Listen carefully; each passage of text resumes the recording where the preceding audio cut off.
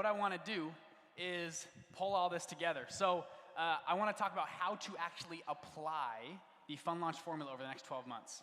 Put this together and actually show you real examples of our teams, what we've done with Ugly Unicorn, Fund Launch Partners, other funds, even big successful fund managers, what they've done to pull this together. Does that sound fair?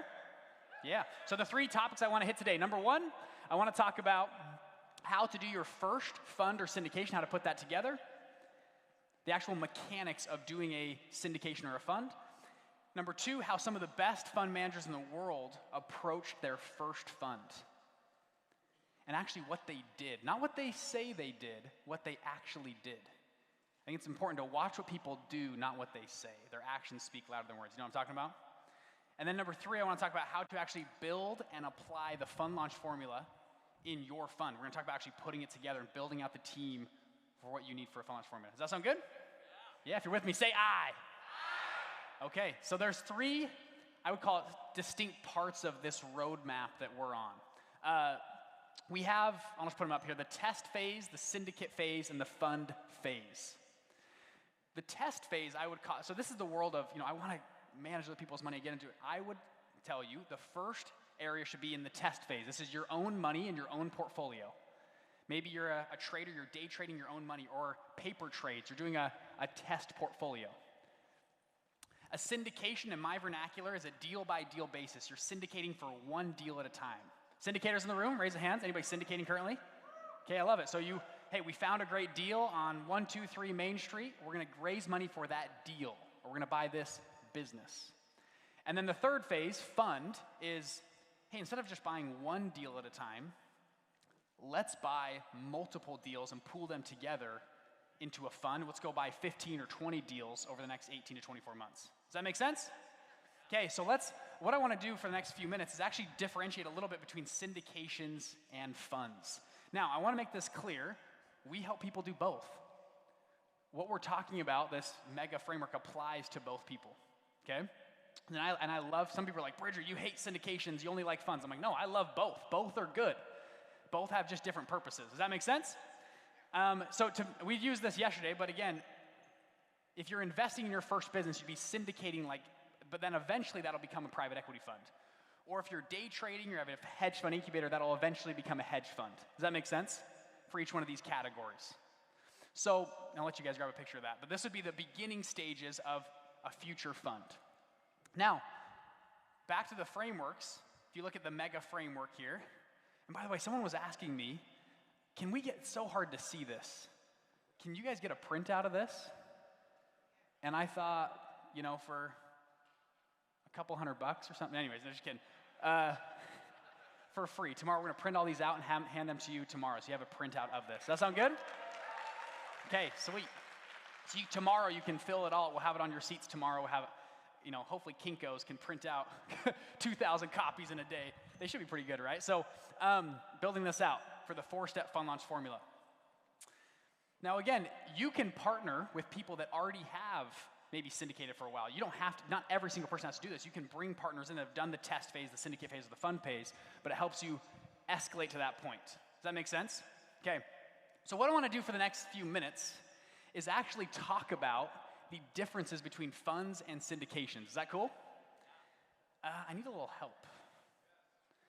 We're going to use real estate funds as, it's a little bit, I think it's the easiest to apply. Who is currently, right now, so this is what we're going to do. Let's talk syndicators. Currently syndicating a deal right now. Like you've raised a couple deals before and you're currently syndicating a deal right now.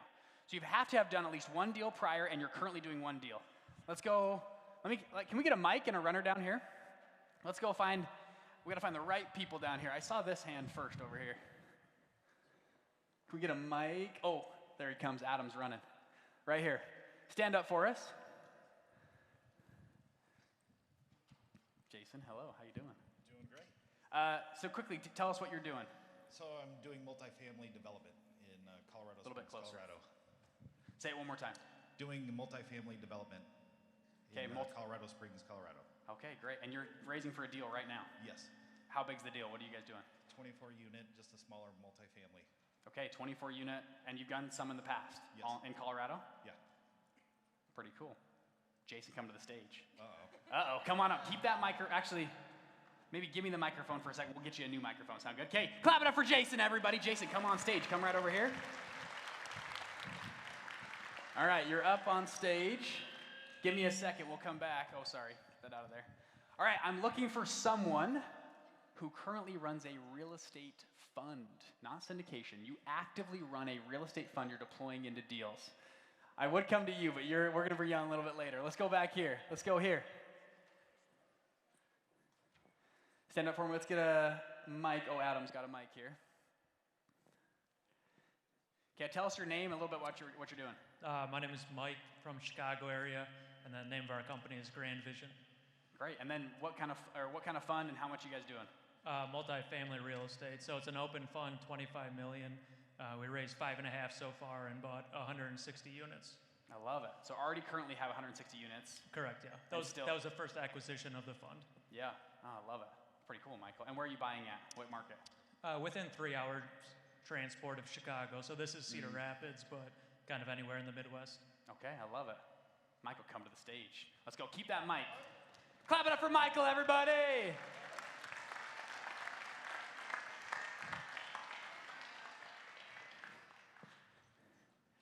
All right, come on up. You guys are both plants, right? We talked earlier. Remember the conversation we had? Yeah, you got it all queued up, right? Okay, you guys are ready? Okay, good. Okay, let's have, you're the fund, Mike, on this. Is it Mike or Michael? Mike's fine. Mike's fine, okay. And then come over here, Jason. You're going to represent our syndicators. Sound good? Mike, you're the fund. So you're going to represent. Now, we're going to do audience poll. We're going to talk through pros and cons of a fund or syndication. And I'm going to have you guys vote. Okay? Now, what I want to say is there's no right or wrong answer. I'll give my opinion. But again, there's a lot of ways to do syndications, a lot of ways to do funds. Sound good? And then we're going to have you explain. All right, let's just try the first one. You guys ready? So, now you guys don't answer, just the audience. Okay? Think through this and then I'll call for the answer.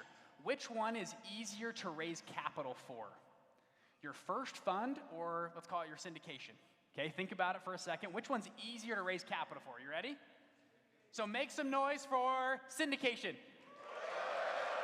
Okay? Make some noise for funds. Okay, a little bit louder, I would say. I think the vote was on syndication. So now, Jason, would you agree with that? No. No, you think it's easier raising a fund. Well, that's why I'm here, to learn how to build a fund. Okay, but easier to raise capital for. Yes. What do you think? I would say at first it was easier to do a syndication, but once we did the syndications, I was able to explain the downfalls of the syndication to the investor and how they were missing out, which made them desire the fund. I like it. What would be your comment on this? Well, my perception was it was easier for the syndication because we already have a property or project identified instead of just a thesis on what we're looking to buy. Yeah, anybody agree with that? And again, I think both have good answers. If you already have a fund up and running, you have a track record, it is easy to raise money for multiple funds. But a first syndication is also easy as well because you have, hey, here's the deal. 1, 2, 3, Main Street, we're raising right here. So on my little score, I put syndication was a little bit easier. Okay? And again, we like both, but that's at least how I scored it. Does that sound good? You guys get how this works? Making sense? All right, let's go to the next one.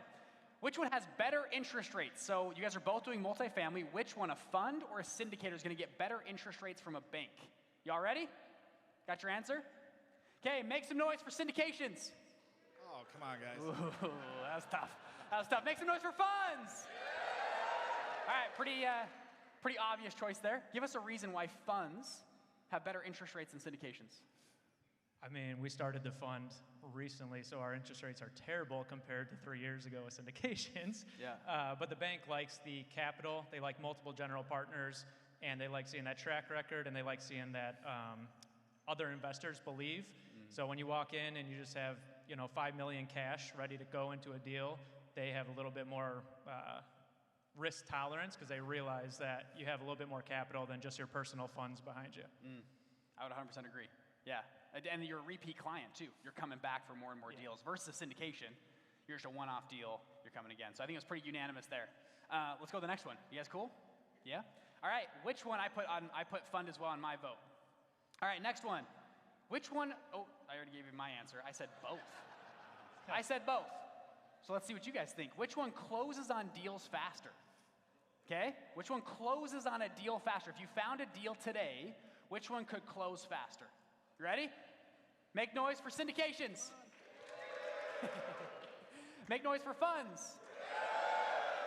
Okay, a little bit closer there.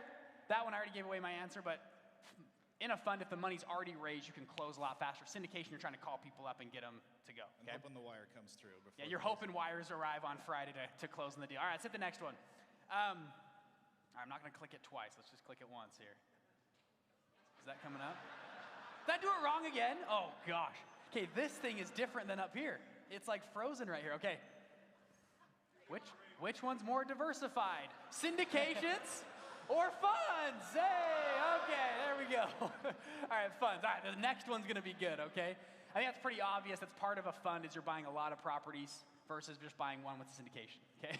Okay, hold on. I'm watching this screen this time. All right, here we go. All right. Okay, here we go. Which one's more cost effective to set up and run? Syndications or funds? All right, you got your vote? Okay, make some noise for syndications. Come on. Make some noise for funds. Okay, a little bit of both. Let's talk through each one. Give me a reason you're back in syndications. Why are syndications more cost effective to run than a fund? So we don't have all those management fees for the fund. We have direct sourcing for the project. Talk a little bit louder, Yeah, we don't have excessive management fees for the fund. We don't charge a lot of fees compared to a fund. Yeah, so more cost effective to the investor. Yes. Talk me through the deals, like setting up, like legal process. Yeah, that can add up. It can add up. Yeah. It can be somewhat costly. Okay. We have different operating agreements for each syndication, obviously. So you're having to set up new operating agreements, new everything for each syndication each time. Yes. So it can add up. Okay. That's true. Give us a reason around funds. Why are funds more cost effective to run? Same reason on the opposite side, just because you set it up once, you have the operating agreement. People that come in, you're not redoing an operating agreement each time. Every time you have a property, they come in, they know what the fund's about, they know what you're going to be buying. So it's a one-time, once they subscribe, you're set. You don't have to keep repeating that process. So more cost-effective and more efficient time-wise. Yep. Yeah, I think, and you guys agree, I think there's good arguments for both sides. So I'm going to I think I put a check on syndications, but I think we could put a check on both, okay? I like it. All right. Next one, which one is more scalable? Syndications or funds? 10x is easier than 2x. Syndications. Funds. All right, more scalable. Why? I mean, the same reason we just said. It's kind of like rolling all the syndications into one time, over and done. You can scale quickly. You can raise a lot of money with a one-time setup. So lots of deals. You can keep rolling deals. I love it. That one's pretty obvious. Okay, next one. I'm going to look at this screen, make sure I don't do it wrong. Okay, minimized investor liability. Interesting. So which one has a more minimized investor liability? Meaning I'm an investor. If I'm going to invest into your deal or your deal, which one has the less risk for me, the investor? Interesting. Okay, ready? Hold on. Syndications. Come on. Oh, man. Funds. Ooh, okay. Answer on this one. You got voted again. Yeah, I mean, I don't know that there's necessarily a right or wrong. I think it's all in the structure and the legal documents of LP and GP and who's protected. I think it could be set up either way for either side, syndication or a fund. Yeah, I think it's a great point. You can set up your syndication in a way that minimizes risk, but I would say in general, funds usually minimize more risk. You're more diversified. Additionally, the documents you set up with a fund usually protect investors against other investors. In syndications, depending on how you set it up, sometimes investors can put their elbows out and push people around. It can kind of get a little hairy. So, all right, I think we got one more on here. Let's do, okay, which one is more, let's say, easier to do accounting and track what's going on? Does that make sense? So which one's easier to run on the back end, do your accounting for? You got your choice? All right, syndication. Come on. Yeah, it's way easier. Funds. Oh, wow. We could have heard a pin drop on that one. Okay, so give us a reason why it's easier in a syndication to account and track for things. I'm not a fiduciary the way a fund is, so there's a lot less paperwork, there's less regulations, you can move it quicker. Yeah. And you're working with just usually a smaller group of investors on one deal. Right, Yep. yeah, maybe 10, 20 investors. Now, I'll add this. I think that's awesome. We're usually working with a smaller group, a little bit easier to account for. However, how many syndications do you have active right now?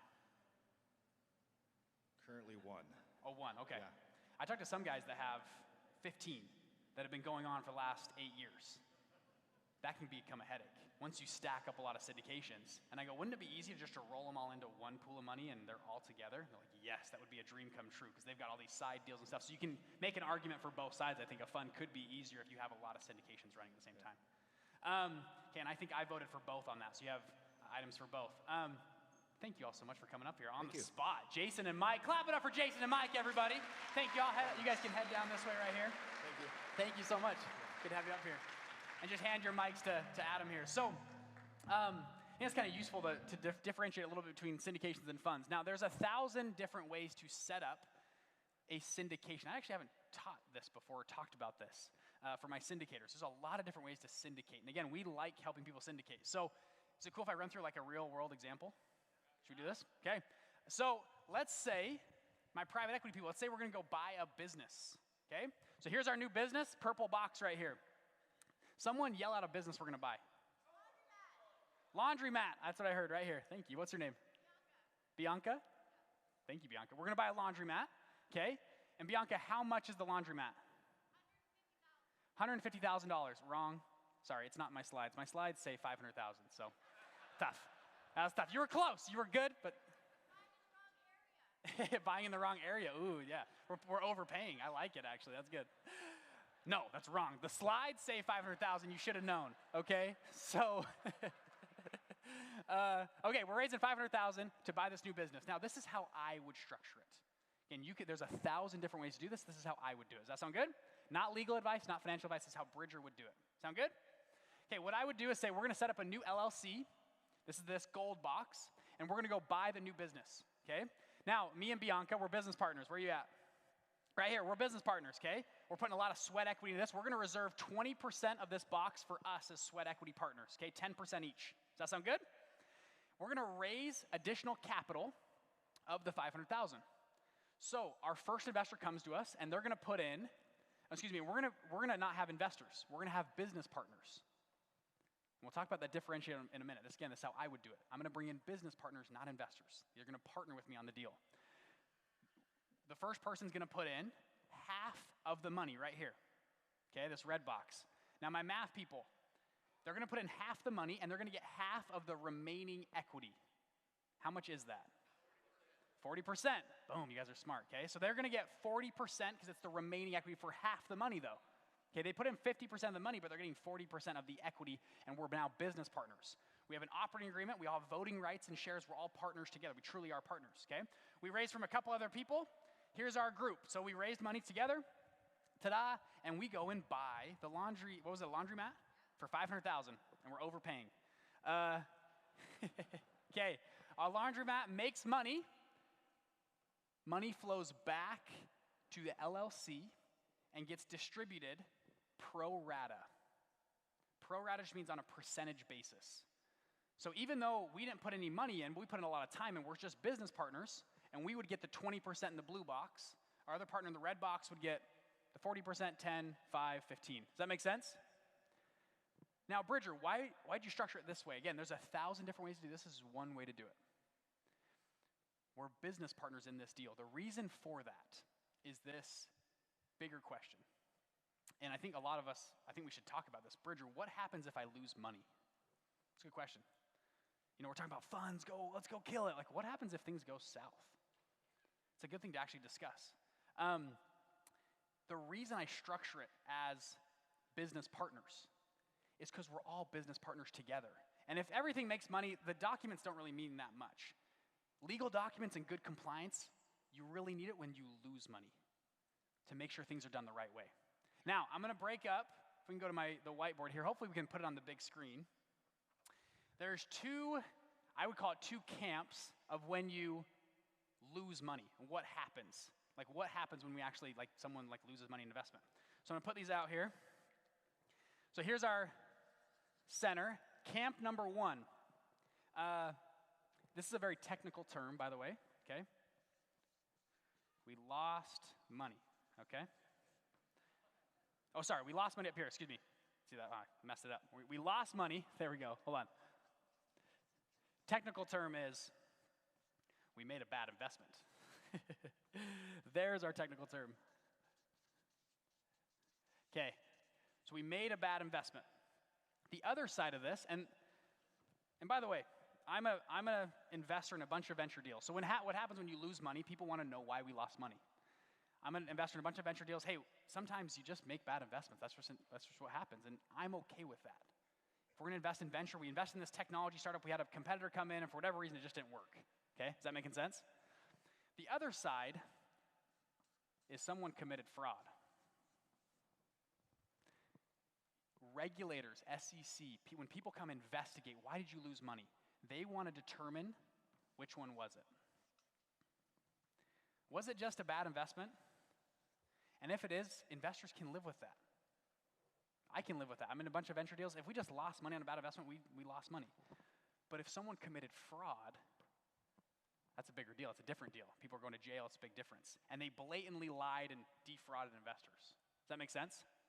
Now, what I want to make clear today is if you have any of us, have any propensity to lie, not tell the truth, in smaller matters, you should not get in this game.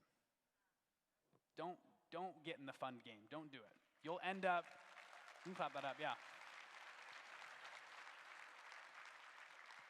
Because it ends in a bad place. You're going to eventually end up in this camp. But on the other hand, if you're someone who is honest, can even tell a bad report, hey, we lost money, it's okay. Investors are, the reason you raise from accredited investors is because it's inherently risky. When you have your big documents, your LPA and PPM, those huge documents, 80% of the documents are explaining how to lose money. And it actually is okay. No one's going to bat 1,000 in this room for the next 50 years. We're all going to have bad investments. What we do over time is we make enough good investments that offset the bad investments. And if you're honest with investors and tell them straight up what's going on, it generally turns out actually pretty well. Does that make sense? So for this room, I want to make a pact with you all that when we play in this game, we're going to do it with honesty and integrity together. Does that sound good? If you're with me, say aye. Okay. So back to the syndication. What happens if we lose money? The reason I would structure it that way is if we did lose money and they said, hey, Bridger and Bianca lost our money, I'd say, well, no, the other investors lost our money. They had more voting shares than us. They were actually voting partners. We were all business partners together in this deal. Does that make sense? If they were investors, like passive investors, we shouldn't have structured it this way. We should structure it like and file with the SEC because we're actually selling securities in that area. This way, we're just business partners coming together to buy a business together. Does that make sense? Differentiator? That's a little technical, but I wanted to get into it. Does that sound good? Okay, you like it? All right. So let's go to the next piece. So that was kind of section one. Now section two, I actually want to talk about, a lot of people are like, oh, Bridger, you need 20 plus years on Wall Street to kind of get in this game. Anybody ever thought this before? Oh, we good? Looks like it's going to fall over or something. We lost a marker. Okay, I need 20 plus years in Wall Street to do this. And again, I mentioned this earlier, but me and my wife on the weekends, we love studying fund managers. And by we, I mean we. We love it. My wife especially loves studying the history of what made Warren Buffett or Ray Dalio great, okay? And I'll tell you, my wife is just, she loves talking about funds. Every weekend, me, my dad, and brother, we're talking about interest rates, and man, it's it's pretty fun. So on my weekends, I study old fund managers. What did they do to be successful? What's surprising is, again, watching what they did. And again, trying to copy and replicate what they did, not what they say. Does that make sense? The difference there. So let's look at actually what they did. So how did the kings and queens of Wall Street do this? How did they actually go and build these mega funds today in 2024? They're so cool. Let's see what they did in the past. That sound good? Okay, let's start with Warren Buffett. What if I told you Warren Buffett started his first fund at age 25 years old? Interesting. He raised $105,000 in 1956. They went on, the next couple years, he raised about $1 million. They bought a windmill company for $1 million. It was a big private equity deal. They had a good exit, kind of kicked off his career. A few years later, they went and merged with Berkshire Hathaway, and now Warren Buffett is who he is today. Today, Warren has a net worth of $138 billion roughly from Forbes, that's the estimate. Not too bad. Now, when you look at this timeline, though, Warren's been in the game for just a long time. Anybody ever played with a compounding interest calculator before? And am I the only one that's like, honey, guess what? Look at where we're at today. If we compound at 8% a year, semi-annual compounded, in 50 years, we're going to be billionaires. It's just math. Look at this thing. It's just here. And if we do a little bit above the market, if we do like 11%, we're going to be double billionaires. Honey, we're doing this. And then, but that pair of shoes you want to buy, if you take that out today, those shoes are, it's like $15,000 of shoes. So we should not buy those today. I guess I'm not the only one. Yeah, you can't buy those, but I'm going to go to this conference for a couple $1,000s and buy plane tickets because that's an investing in our future, and you can't buy your shoes. But compounding is, what did Einstein say, the eighth wonder of the world or something like that? But anyways, Warren, if you actually look, he has had 68 years to compound. He actually did the whole thing. He's like at the end of the tail of that. He just was in the game and compounded through the whole thing. Is that interesting to anybody? Let's look at Ray Dalio next. So Ray Dalio, here he is. And actually, I met Ray Dalio, 7, 8 months ago at the Greenwich Economic Forum, which was pretty cool. Did you guys see me post this picture? It was pretty fun that day. So I actually met Ray. We were in a small little group. There was probably maybe 200 people there. It was probably just this little front section here. And I met Ray. And so he was speaking on stage. He gets off stage. They had a little meet and greet. So I'm like, I'm going to go meet Ray. So I walk over to the meet and greet. And I get in line, and there's like 5 or 6 people. They're trying to get books signed. And I remember I was sitting there like, these people are kind of, like, what are they doing? And what they were doing was so funny. They had like a book, and they would pull their book up, and like, Ray, can you sign my book? Thanks so much. Get a picture. Okay, bye. And they just leave. And I was like, man, no one's treating him like a human. Like, like, what are they doing? And I thought, well, I guess I'm going to, knock it out of the park. I brought a gift. You see that box in my hand? I was like, oh, I got this gift. I'm going to bring him a gift. I'm going to give value. Like we talked about this morning, give value first. I'm not going to ask for anything. Try to make a connection with Ray. So I have this cool idea. I'm like sitting there. I'm in line. I'm kind of prepping. I'm like, okay, I'm going to meet Ray Dalio. And as I'm sitting there, I start to notice there are 8 bodyguards surrounding Ray. The dude's worth $28 billion. One of the bodyguards makes eye contact with me and walks over. And I'm kind of sitting there with my box, and he comes over. Big dude. He's like, hey. And he's looking down at me, and I kind of look up at him like, hey, what's going on? And he goes, he goes, what's in the box? And I go, oh, crap. In that moment, I realized the deep mistake that I had made. Because most people, they give a gift, right? They give flowers, chocolates, a scarf, anything, right? Not me.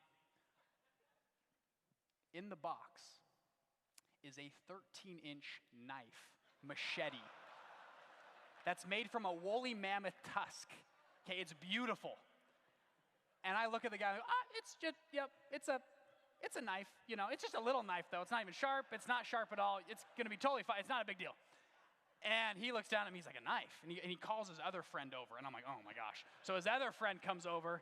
And they come look at it, and they go, can we see the knife? I'm like, oh, yeah, you can see it. Here, I'm like, back the blue. I love the blue. You guys are awesome. Like, I'm with you guys, I love y'all. And I open up the box. They inspect it. They're looking at it. They kind of check it out. They're looking, they literally opened it up, looked under it. And then I just tell them, I say, hey, you guys got a job to do. You can just, if you want to take the knife, you can give it to Ray. I'll just stand in line. I know you guys are doing your job. Just do it. It's not a big deal. And they kind of look me up and down and go, nah, you're good.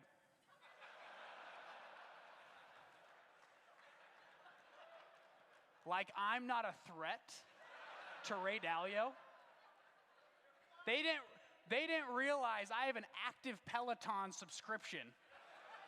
And I cold plunge a couple times a week, okay? I'm a freaking athlete, dude. If I'm not a threat to Ray Dalio, then I don't know who is. These guys are terrible at their jobs, right? And so they're sitting there, and I'm like a little bit discouraged. I'm like, man, geez, like I've worked out a lot. I'm trying to look good, and it was just like, nah, you're not a threat at all, buddy. Like, good. And then they double down. They go, I bet he'll love the gift. Like, go get him, pal. You got it. And I sat in line, and anyways, I end up getting up to Ray. My chance comes up, and I just walk up to Ray, and I said, hey, shook his hand. I said, hey, I want to thank you so much for what you've done. We have a community of 70,000 people in our fund launch community. They're all building and launching funds. We launched 210 funds last 2 years. And we just want to thank you. You've never met us, but you've inspired us with what you've done, your books, everything you've done. I just want to say thank you. And he was like, wow. And I said, hey, we got you this cool gift. Here's a machete. It's not a machete. A small knife. He loves hunting. I'm like, I heard you love hunting. It's a woolly mammoth, custom made for you. And he goes, tell me more. And I said, well, we got these fund managers. Well, this is what we're doing. And he said, when I started my first fund, we had about a dozen or so people were launching funds. To hear that you guys have done hundreds of funds is incredible. He goes, I want to come meet you guys or hear more. And we talked for probably 2 minutes. It was really cool. It was cool for me to share about y'all and what you were doing. It was really cool. You can clap that up for what we have done.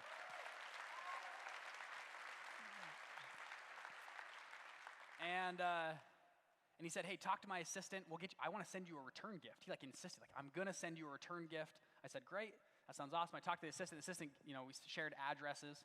He said, I'll send you a return gift. I said, Ray, thanks so much. And actually, somebody grabbed me after and said, wow, it feels like you guys really had a connection. I was like, I know. I feel like we really became kind of friends in that 2 minutes. It was really cool. And we really had a spark because everyone else was just like, hey, get my book signed, get a picture and get out of here.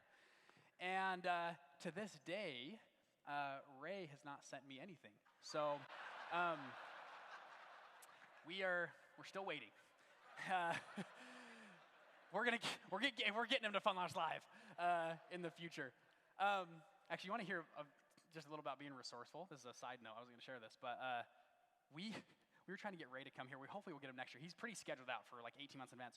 We couldn't get a hold of his team. He's got all these gatekeepers. We called his foundation. He has a private family foundation. Get this about being somewhat resourceful. We called in. We said, hey, we know this is a foundation. We talked to the CEO guy. We'd like to donate $250,000 to your donation, or to your foundation. And they're like, wow, we've never received a donation ever because we just raised $28 billion. We don't need money. And we said, oh man, we love the cause, I don't know what the cause is, but we love it.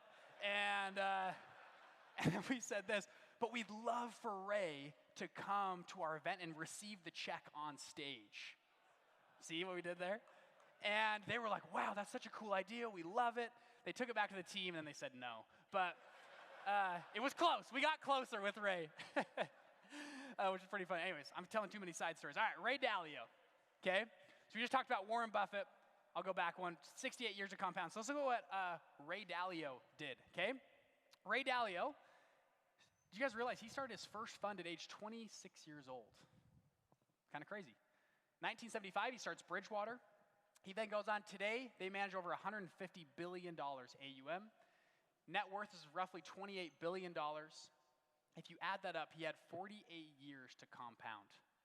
He started with roughly, it was less than I think $250,000 on his first fund. Interesting. He got in the game and kept rolling. Let's look at Ken Griffin. This is a picture. Anybody seen this picture? This is his house he is building in West Palm Beach. What is it? West Palm Beach, right? Or just Palm Beach. I don't even know. West Palm Beach, East Palm Beach. I don't know what the Palm Beaches are. And there's so many Palm Beaches. There's one in California. There's one in, I'm from Utah. I don't get the whole coast, you coasters, okay? They bought up about $150 million of property and demolished it for him to build a $1 billion private residence. That's what they're building. These homes, this is right by, I believe, Mar-a-Lago. That's a $80 million home right there. To put that in perspective, he bought them all and let's just take these down. We don't need them here. Okay, this is Ken Griffin. So Ken Griffin, king of Wall Street. This is this guy, currently the most successful fund manager of all time. Highest returns ever produced to investors. Let's look at his story. What did he do? He started trading at 19 years old. 20 years old, he started his first fund doing convertible bond arbitrage, raised a few $100,000. They were right there, $265,000 for his first fund at 20 years old. Again, a small beginning. By 30 years old, he was managing $1 billion. But again, he's been in the game for 10 years at 30. Does that make sense? He just started and got in the game. Most successful hedge fund of all time, highest dollar returns to investors. Today, he is 55 years old. Last year, he made $4 billion in 1 year, just him from one income source. It's about $1 billion a quarter he makes. He's had 35 years to compound. Interesting. He got in the game and just started compounding. Last one, Kathy Wood, 54 years old. She started a little bit later in life.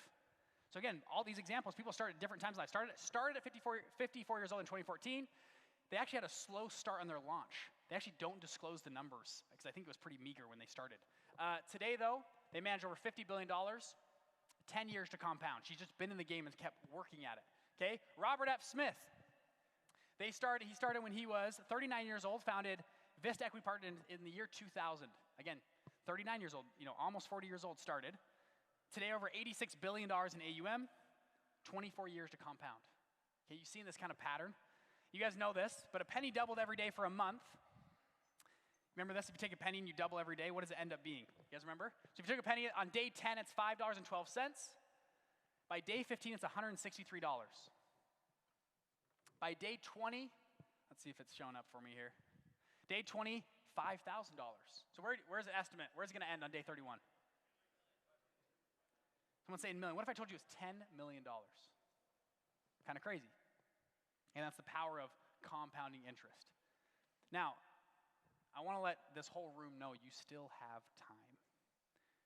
Some of those examples, I'm sure you're comparing yourself to those examples right now. Where am I at in this? Look at Warren. Look at, let's just call it 80 years old. I want to do this little math in your head right now. Take 80 minus your current age. That's years left to compound. So if you're 50 years old, you might feel, man, I'm getting old. That's 30 years to compound in this game. That's a lot of years. If you're 50 right now. Dad, how old were you when you started your first fund? 40. Okay, 40 years old started. I believe you had a similar pattern. You guys started, what was your first fund? How much did you guys raise? 20 to 30 million. You got started, and then it went to 70 million, then 150 million, then it just kept going from there.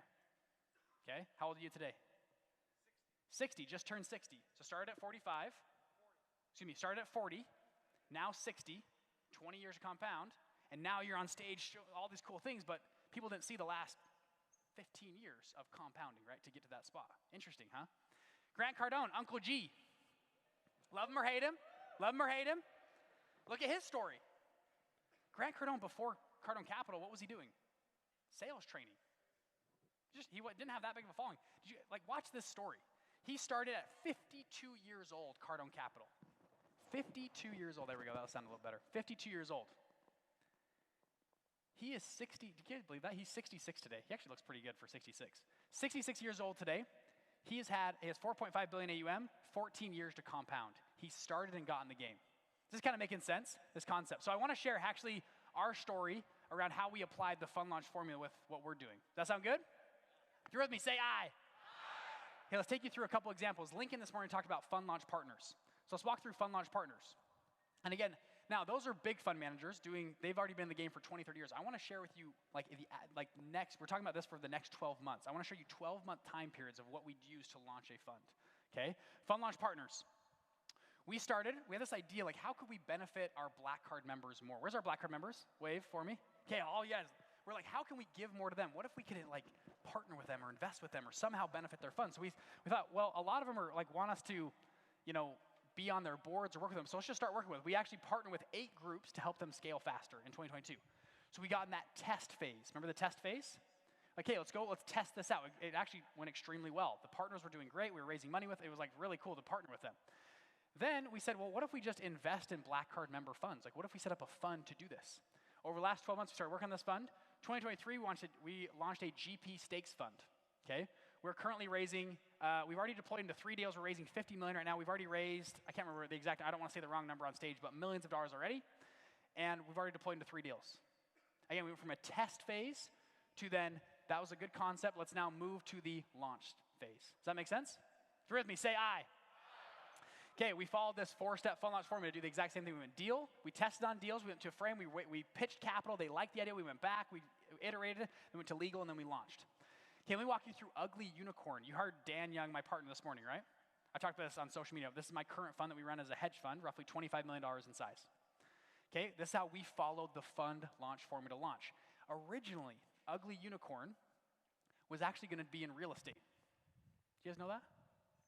During COVID, we were going to buy malls. Anybody buying malls in here? COVID, malls were bad. Let's buy these malls, let's renovate them, let's put self-storage in them, let's make a higher and better use of these empty retail centers. Pretty good idea, right? Well, that's a cool idea. So we walked through this process, that was our cool deal. We framed it out. We went and pitched investors. And investors hated it. And now, if you guys are doing this room, some of you guys raise your hand. I'm not saying the deal was bad, but the timing of it. During COVID, people didn't know what was going on. We're trying to build this real estate team, and a lot of them were sketched out with COVID too. They had other deals that they were worried about. We had a hard time pulling this right team together. And so we did this process again. We went step 1, step 2, step 3, step 1, 2, 3, 1, 2, 3, and we ended up scrapping the idea because it didn't pass the fund launch formula. Does that make sense? So then we went back to the drawing board and said, well, what else could we do? And we walked through this, this process here. And I found Dan. I said, Dan, you've done crypto. He had the largest crypto mining facility in the state of Utah in 2014. Huge warehouse, mining Bitcoins and Dogecoins, all this kind of stuff. He's in crypto. I called Dan. I was like, Dan, what if we did a crypto fund? Let's run some test portfolios. Let's see how we could perform. We ran test portfolios for months to get the right algorithm, right strategy. And we actually proved this, and we took this through the fund launch formula. And this is, again, look at the time periods. June of 2021. By June of 2022, we raised $10 million in our original launch. And this is during the this is the crash in crypto. We raised $10 million, which is pretty good. If we'd have raised a year before, we would have raised like $100 million, I think. It's hard to raise during a crypto crash, right? We raised $10 million in 12 months, iterating through this process. Does that make sense? The fund launch formula is beautiful because it vets out bad ideas.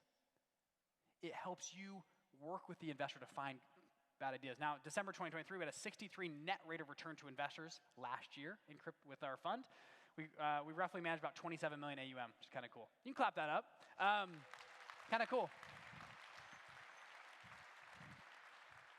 This morning, you saw All In Ventures. Tom came on stage to talk about, I'll talk through this briefly. They did their first deal for $50,000 with his own money. They tested it doing venture capital. They then syndicated 27 projects, okay? Here's some of their AUM, 35 million in syndicated. They then came to last year, Fund Launch Live 2023. They were sitting right in your seats, and they decided to launch a fund. They all got inspired. They actually had these two guys, and their intern was there as well. And get this, so by October, they framed their first fund out. Their intern was so excited about funds and stuff. He went home, found them a deal. They invested in the deal. They did a syndication first. That deal, he just told me backstage, it's been a 50x since July of last year already on that deal, which is pretty cool. They framed the fund out. December, we actually partnered with Fund Launch Partner. We wrote them a check in their fund. They've raised $6.9 million in signed commitments, and they've got another $9.5 in verbal commitments. They're closing right now on their first couple closings. Isn't that kind of cool? In 1 year, what they could do. And they actually spoke on stage this year, which is so cool. So again, this process, I'll get my tape back good here. This process of test, syndicate, fund. Again, we help people through this whole process. Does that make sense? Okay, so now, if you want to start a fund or syndication in Q3 of this year, let's say, Bridger, I want to do this, but a couple quarters, I believe you should start now and start working toward this process. And if you follow anything from here, most of these fund managers, they started and got in the game. They started rolling through the game. Does that make sense? I think there's a lot of value in getting in the game and getting moving.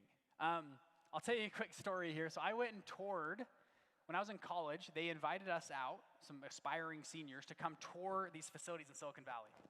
So we went towards Cisco, and this is Walmart headquarters, their e-commerce headquarters. We went to Meta's headquarters. They were insane. Has anybody ever been there? It's like going to Disneyland. Like, they have an ice cream shop and a foot massage panel, and it's like, oh, you want to play ping pong? We have a full center for ping pong. Come and just hang out and party. And you seen those day in the life TikToks, Day in the life working at Twitter, and then they all got fired, right? Which is actually funny because we went to Tesla. This is Tesla's global headquarters. We walk in, or not, I don't know if it's global. It's one of their big factories, though. I think, and then they moved to Austin. Is that right? Yeah, they were here before. So we walk in, totally different vibe. Walls are black and white. We walk in, the guy's like, hey, who are these guys? Oh, you guys showed up today. Okay. Well, Elon's on his jet here in about 2 hours, about to fire half of us, so we're working like crazy right now. If you want to work at Tesla, we're here to work, Totally different vibe. It was pretty fun. It was crazy. And, some little intern hey, do you guys have a gym, place to work out kind of thing? Because you want a gym? Down the street to the left, Planet Fitness. Across, you can get a membership there anytime you want. If you want to come here, we're here to work. It literally was it was actually really cool to be there at Tesla. What was funny was going through this process of touring these companies, and so I ended up working at Intuit. I did a full job, and then I had a 6-figure job offer. stock options bonus offered to me at the end of the internship, like come work for us into it. And I was like, wow, we're gonna pay for you to transfer to Silicon Valley, work for us. I was like, wow, this is a finance role. It was funny, I looked at my boss and the people that were in the job with me. And it was interesting to see their career path, what they were doing. I heard this quote and it stuck with me forever. He goes, some people have been in business for 20 years. Right? I've been in business for, you ever heard somebody say that? I've been in business for 20 years. But they've really been in business for 1 year 20 times. You ever seen somebody do that? They relive the same year over and over and over again. When I was working there, and a great team, I love my boss and stuff, but he was there for 12 years, working his face off, but to me it seemed like he was working, he only really had a couple years experience doing the same years over and over again. Does that make sense? I was like, I wonder how much more I could get if I dug in and actually got in the game. And so I learned this concept of opportunity cost, right? When you choose something, like Ben Hardy talked about, you close other doors. I don't have to repeat this because he shared this. The same thing's true when you go compounding interest. It works the opposite way. Every day you wait, it takes away days or years off of that compounding. Interesting how it works both ways, right? Compounding works in your benefit and to your detriment. And Ben Hardy says this, achieving 10x growth is exponentially easier than striving for 2x growth, which I totally agree with. And I'll add, especially when you add time. When you can add time to the equation, it's a lot easier to think longer term with bigger goals and bigger visions. So Bridger, how do you condense time? How does this work? Now, I believe money is faster than time. I'm going to come back to that in a second. Money is faster than time. So there's only two things you do in business. You learn strategy and you build teams. If you look at some of the most successful entrepreneurs in the world, they learn strategy and they build a team. For example, let's look at Jeffrey Bezos. Okay, 1998, I love this picture of Jeff, just cute little Jeff. You guys seen Jeff recently? Anybody seen Jeff recently? This is living proof $100 billion can change anybody. Okay, this is Jeff in 2017. You're only a couple $100 billion away from any life you want, okay? He's like ripped, tan. I love it. So this is Mr. Jeffrey Bezos. Okay, I'll put this picture of him in 2017. So I love him, just hardcore aviators. Like, it's just funny to see his progression as an entrepreneur. So in 2000, I believe 2005, I don't want to get the date wrong, they wanted to launch, they got this idea for AWS.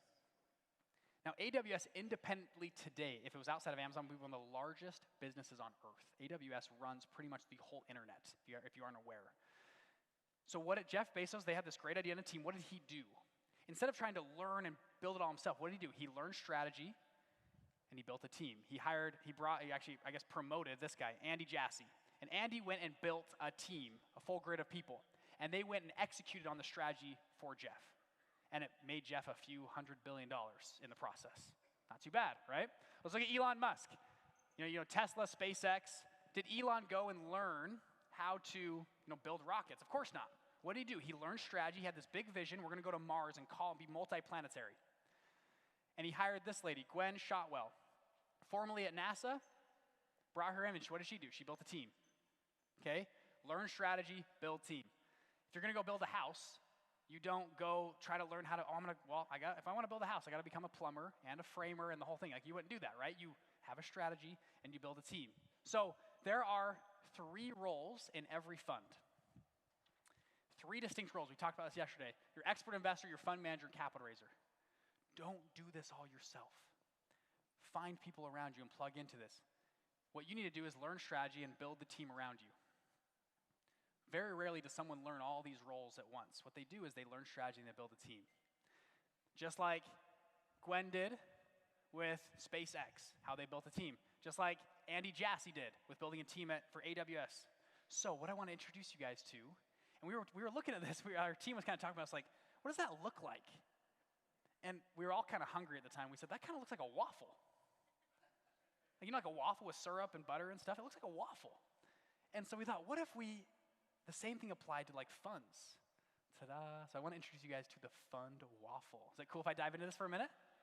Yeah, would this be kind of cool? Okay, so the fund waffle. We start to write out, when you're launching any business, you end up wearing a lot of hats. Anybody feel that? It's like there's a lot of hats. And so we start to map out, what are the hats that each one of these people wear when you're launching a fund? So on the left here, I put expert investor, fund manager, capital raiser, and at the bottom I put third-party partners. So these are like external partners. When you're running a fund especially, or a syndication, you have a lot of external people. Does that make sense? So let's go through each one of them. So at the top here we have expert investor. What are the hats that the expert investor person would wear in that role? Now again, it could be one person or a team of 50 people, but they're gonna wear these hats, okay? A few here, and you'll build on to your specific fund, but this would be your investment officer, underwriting, investment committee, board of advisors, your asset manager. That would all fall under the expert investor on the waffle. Does that make sense? Okay, next one, fund manager. What are the hats you wear under there? In-house legal, internal audit, compliance officer, financial officer. I don't know about you guys. If you're in business long enough, you get a full, it feels like a PhD in law. Anybody else feel that? Like I feel like I have a minor in law right now. From just you meet with lawyers and different lawyers and you just learn stuff and you appeal things. And again, my brother's an actual lawyer and we always, you default to them, but like you have to learn a lot of this yourself to just even speak the language. You know what I'm talking about? So these are a lot of the hats you wear here. Again, you can add more to your specific waffle in your fund, but that gives you kind of a sense. Capital raise. Where are my capital raisers in the room? Raise your hands. See y'all. Okay, let's look at the hats you guys would wear under yours. Okay, over here.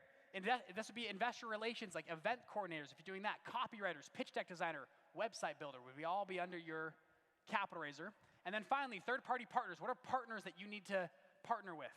You'd have a third-party auditor, third-party administrator, brokers, prime brokers, banking partners, insurance. Okay, I'll leave that up for a second. You can grab a picture of that. This would be your fund waffle, okay? And what you do and what's useful to do when you're right now, like I want to build a fund, I would start thinking through names or people or things that you can plug into your fund waffle. Again, learn a strategy, build a team. Now, quickly, how much time do you think it would take to be proficient at each one of these roles? Just proficient, not even good. If you were like, and it sounds funny, but a lot of us do this. You're like, oh, I got to start a fund, so I got to learn this, and then I got to learn this, and then I got to learn this. I'm going to go to the thing, and I'm going to learn this. And you unconsciously are learning and spending hours trying to learn all these positions. I kind of added it up what I thought. It would take you roughly, it's called 11 years to be at least proficient at all those roles. And actually, some people do this. We had a family friend recently. Anybody know somebody that has gotten degree after degree after degree after degree? You met somebody that does this? We had a family friend, he was just telling us a few weeks ago, he's like, I did this. I got a master's, and then another master's, and I can't remember the whole thing he got. And in his words, he said this. He goes, I was so scared of changing the world that I just kept going to school. I was so scared of applying what I learned that I just kept learning. Anybody caught in that before? I just got to listen to another book or another podcast or another thing, and one day I'll get there. I've done this before. And what's funny is it's sometimes, not always, but sometimes can be a form of procrastination. Interesting. Now, another way to look at this is how much money would it take to hire someone proficient in each one of these roles? These are kind of my rough guesses, okay? So in a fund waffle, this is what I put down for roughly per month what you would pay for each person in that role. Again, to just be proficient, just proficient. Which is kind of freeing because instead of being 11 years away, you're maybe only $285,000 away. You guys want that one more time? If that's all they were doing, I kind of put some rough guesses. What I would pay, at least my team, if that's all they did, I would pay them per month. What's freeing about this is it's like, well, instead of being 11 years away, you're only $285,000 away. It feels, at least to me, I'm like, oh, that feels a little bit better. 11 years sounds like a long time. That's why I said at the beginning, money is faster than time. See how that makes sense? Money is faster than time.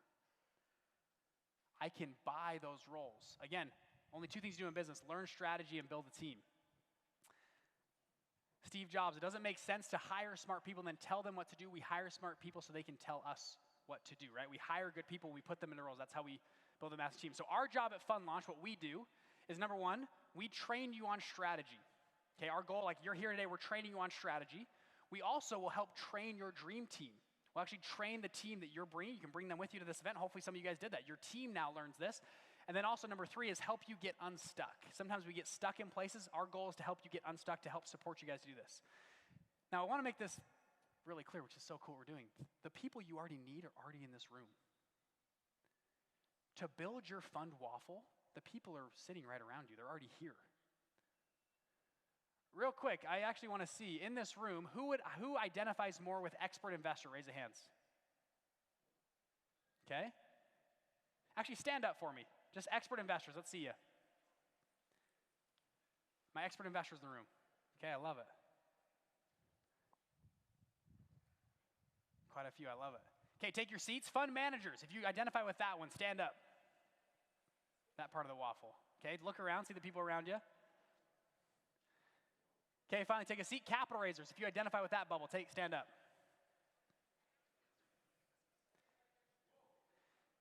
You can do both too. You can pull in there. And actually, I'll tell you this: with me and you guys take your seats. Me and my partner, it's not 3 people. We have 2 of us. I'm good at fund management. Dan's really good at expert investor, and we both raise capital together. So again, it doesn't have to be 3 people. It can be 2, and we split roles and stuff. But you can do this. Now, Bridger, you might be like, "This is cool, but what if people don't want to follow me?" Anybody feel that? That's cool for Elon Musk. It's easy to follow Elon, but what if people don't want to follow me? I'll tell you a quick story about the PayPal Mafia. You guys know the PayPal Mafia? This team, and kind of crazy, it looks like a waffle, doesn't it? This is one of the original teams at PayPal.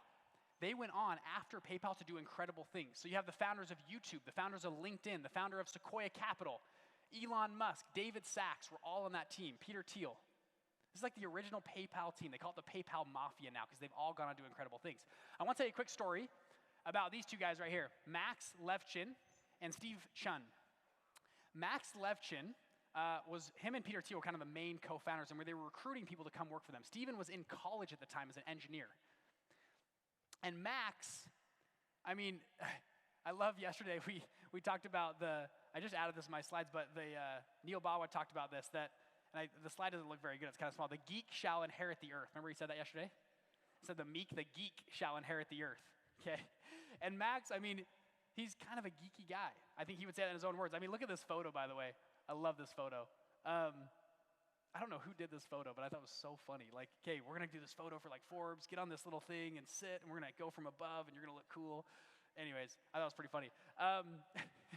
So he said this in his quote. So how did Max get so much confidence to recruit people to his company, right? Someone that was geeky, you could call him. He said this: the very first company I started with a great bang. The very first company I started failed with a great bang. The second one failed a little bit less, but failed. The third one, proper failed, but it was kind of okay. I recovered quickly. Number 4 almost didn't fail. It still really didn't feel great, but it did okay. Number 5 was PayPal. Do you think you'd have some confidence if you had been in the game, like Max? And when you talk to someone like Steve and say, "Hey, you're in college, I feel like I've been in the game, I've been in the war, this one's pretty cool." I think that would give you some confidence when you're inviting someone to join your company and someone to follow you, okay? Again, think about your fund waffle and what you're doing here. And again, learn strategy and build teams. So, okay, is this useful so far? Has this been helpful? You can clap it up for that, yeah.